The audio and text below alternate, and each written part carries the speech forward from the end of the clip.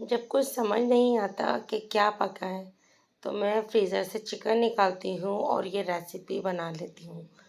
कोई नखरा नहीं होता और घर में सब बच्चे सब लोग आराम से खा लेते हैं। अस्सलाम वालेकुम, आप देख रहे हैं डेली कुकिंग शो। और यहाँ मैंने एक ब्रेस्ट पीस लिया है चिकन का और इसको क्यूब्स की शक्ल में कट कर लिया।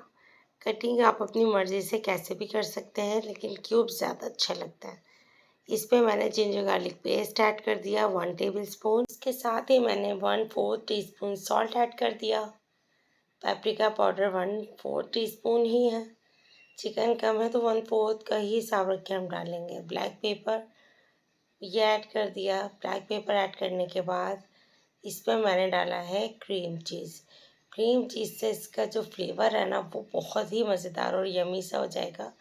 जिस वक्त आप इसको खाएंगे ना, तो बड़ा क्रीमी क्रीमी सा फ्लेवर आपको ये चिकन देगा। क्रीम चीज़ ऐड करने के बाद हमने इसको बहुत अच्छे से मिक्स कर दिया। दूसरी साइड पर आ जाते हैं। 1 टेबलस्पून मैदा, उसमें 1 टीस्पून मैंने कॉर्नफ्लावर यूज़ किया है और 1 टेबलस्पून चावल का आटा। ये सारी चीज़ें डालने के बाद थोड़ी सी काली मिर्च ऐड की है।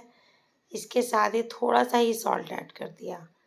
इसको हमने मिक्स करना है पानी डालकर, और इतना डालना है पानी के बहुत ज़्यादा थिक ना हो और बहुत ज़्यादा गाढ़ा ना हो। ये देखिए कोई लम्स नहीं है और एक रनी सा बैटर तैयार कर लिया। अब मैंने चावल का आटा लिया, तकरीबन 1 टेबलस्पून, और हल्का हल्का चिकन के ऊपर छिड़क दिया। ये देखिए इस तरीके से मैंने छिड़क दिया। इस तरह एक कोट सा बन जाएगा क्रीम चीज़ का। इसको हमने बैटर में डिप करना है और इसको कर लेना है फ्राई। बहुत झटपट बनने वाली सिंपल सी रेसिपी है, लेकिन ये बहुत काम की रेसिपी है। जिस वक्त कुछ समझ ना आए, लंच बॉक्स के लिए समझ ना आए, कोई मेहमान आ जाए, कुछ समझ ना आए, तो आप ये बना सकते हो। इंतहाई ज़बरदस्त बनेगा, बहुत ही क्रंची और क्रिस्पी बनेगा। टाटा पॉप्स वगैरह बाहर के बहुत महंगे पड़ते हैं, आप ये ट्राई कीजिएगा, उससे कहीं ज़्यादा लजीज और मज़ेदार होगा। रेसिपी पसंद आए तो लाइक करें, चैनल पर न्यू हो तो सब्सक्राइब कर लीजिएगा, बेल का बटन प्रेस कीजिए ताकि आने वाली तमाम मेरी रेसिपीज़ आप तक पहुंच जाएं। ये देखिए इसका खूबसूरत सा कलर आने तक पकाएंगे।